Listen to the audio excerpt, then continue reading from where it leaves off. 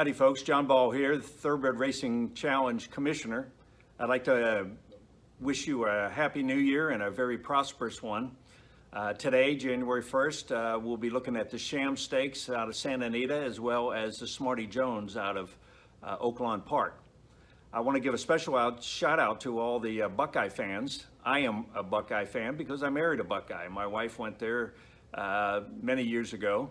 And my grandson is currently there enrolled in the Navy ROTC program. So the Buckeyes will romp, I think, today in the Rose Bowl, and I think I got a horse that will romp also at the track just a few miles away.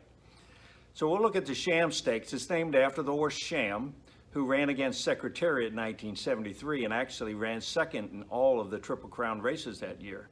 One major distinction is Sham has actually the second fastest time in the Kentucky Derby, even though he did not win the race. So you could win a trivia contest if somebody asked you that question. Sham field today has a very short field. It's only 5 horses. Baffert has 2 of them, one ridden by Flavian Pratt, a horse named Rockefeller, and then another horse named New Grange by that Johnny Velasquez will be riding. Both of them have a good shot and will be well backed at the windows, obviously because of the Baffert effect and others. But the DeSormo brothers have a horse in there, and they have a chance. It actually raced in the Breeders' Cup Juvenile. But the horse I'm focusing on is the one-hole McKinnon. Doug O'Neill trains the horse, and the horse has done very well, and I think he's sitting on a big race here. He came out of the juvenile turf on Breeders' Cup Day and has been working at the track and looks like he should be primed to win this race today. And that's about the only value I see in the race that has a legitimate chance of winning, hitting on top. So at 3-1, it's not a long shot of any sorts, but that's better than getting dimes on the dollar. So I recommend you go with number 1, McKinnon. Good luck. And now we'll take a look at the Oaklawn Park at the Smarty Jones Stakes.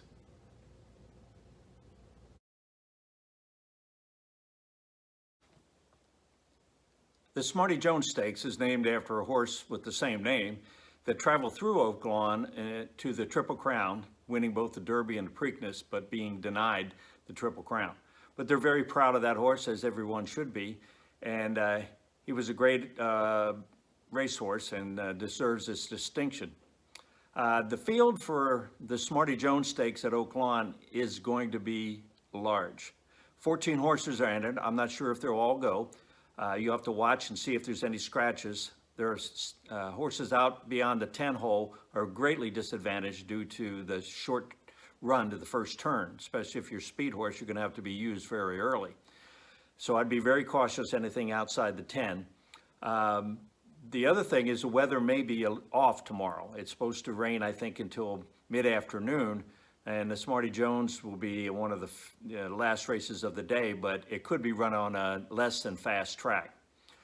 The horse I'm focusing on is trained by Brad Cox, the 3-hole. It's home brew. I used to brew my own beer, but that's not why I'm betting this horse. But home brew has been patiently handled. He wasn't foaled until May 11th of 2019.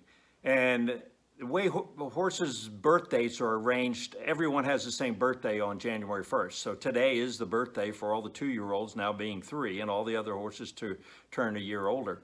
It hasn't always been that way. Prior to the Civil War, the U.S. Actually matched what the British have done, is that has been May 1st was the foal date, birth date for regardless of the foal. But after the Civil War, they changed that to January 1st. And now all horses turn 1 year older on that date. And it's a way of categorizing horses into age groups so that young ones don't compete with old ones, just like fillies don't typically race against males. So all these horses will be turning 3 years old and will be very much maturing between now and Derby Day. This horse Home Brew actually, if he wins the Derby, he could actually win still as physically as a 2-year-old, because he won't turn 3 physically until May 11th. So what he's done on the track already is rather spectacular. He's won 2 of his races, and in the other one, he was pinched at the top of the stretch, so he very likely could have gone into this race undefeated. He's going to be the favorite, but I think you're likely to get 3-1 on this horse just because of the size of the field. And again, as I mentioned in the other discussion about the Sham, it's important to cash each week. And I think this is one you can cash on the front end with homebrew.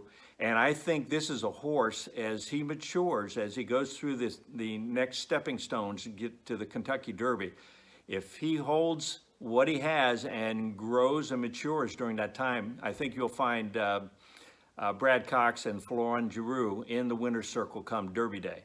So I wish you luck today, and enjoy the races.